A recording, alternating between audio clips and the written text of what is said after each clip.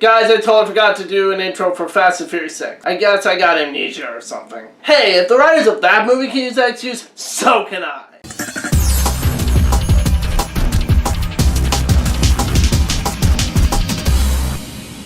Fast and the Furious 6 is the 6th installment in the Fast and Furious franchise, and is directed again by Justin Lin, and stars most of our heroes from the last one, including The Rock and Michelle Rodriguez. Dom, Brian, and Mia are in a different country and are now living their lives outside of the U.S. jurisdiction when Hobbs shows up to make them an offer to help him catch some mercenaries that have been causing him a lot of trouble, and as an incentive, he reveals to Dom that his ex-girlfriend, Letty, played by Michelle Rodriguez, did in fact not die in Part 4, but actually was captured by Owen Shaw and has become one of them. So Dom and Brian get most of the team back from the previous film, and them and Hobbs team up to take down these mercenaries and to get Letty back. Now, I might as well start off with the thing that most people are probably wondering who haven't seen this particular installment is,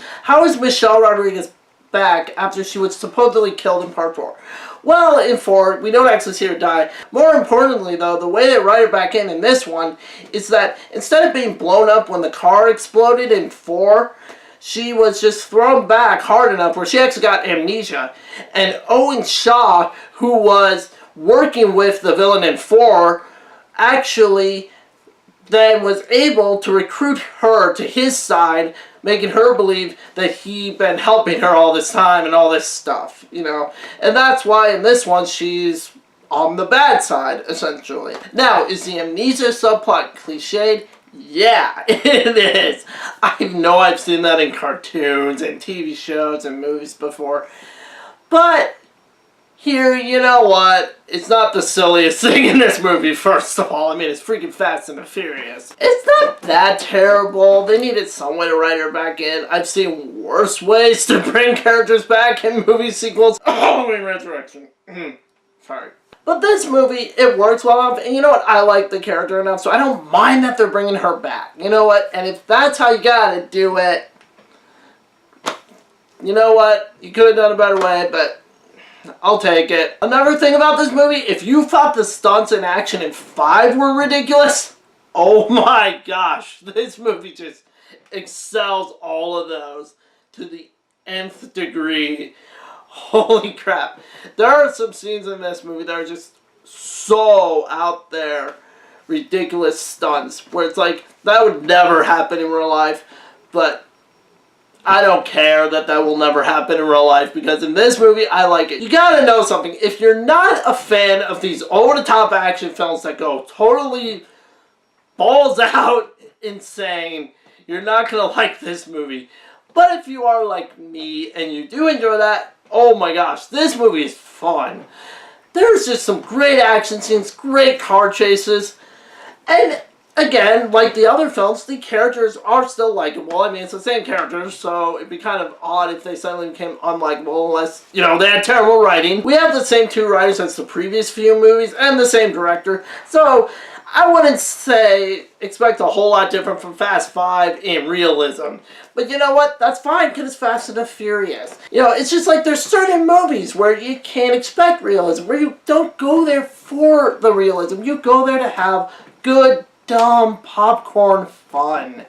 You know, you go there to sit down with your friends, eat popcorn, watch a silly movie. And if it's done well, it's done well. And you know what? This one is done well. I like the character dynamics in this one. The characters are still likable. I like the relationship between Dom and Letty in this one, and how it's growing after, you know, films being apart, and how Dom is trying to help Letty remember him and the crew, and how Letty's struggling with, is this life I'm currently living my real life, or is this guy someone who I used to know? What's going on? You know, she's trying to remember and stuff, and it's really well done, honestly, for this kind of movie.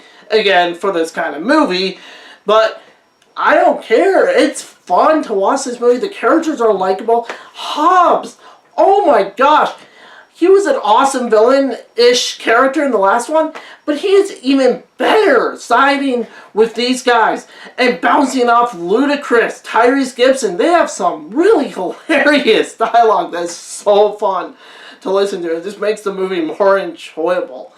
Just the banter between these characters. Now, does the movie have problems? Yeah, like I said, you know, the silly scenes. Also, the amnesia. Yeah, that's dumb. And, you know, it's not quite the level of Fast 5. It's not quite as well written. Owen Shaw's a good villain. He's not the best, though. He could have been written a little better, but he's a pretty good villain. But it gets a little silly at the end, and, you know, I don't want to spoil the movie for those who haven't seen it, but it does get a little silly at the end. To wrap it up, this movie is fun, guys. It's just a fun film to sit there with some friends and eat popcorn and just hang out and watch this really over-the-top, ridiculous film. Is it life-affirming? Heck no! Is it gonna change your life? No, it's not. Is it gonna make you think about something more in the universe? No, it's not. It's Fast and the Furious. But that's fine because it's the kind of movie it is. And as that kind of silly, over-the-top, action blockbuster film, it is a lot of fun. I do recommend you see this movie. I'm going to give it 4 out of 5 stars. I really enjoyed this one. Not as good as Fast 5, but it is fun. So, check it out. Alright, that was my review of Fast and Furious 6. And if you like this video, please like, comment, and subscribe. See ya.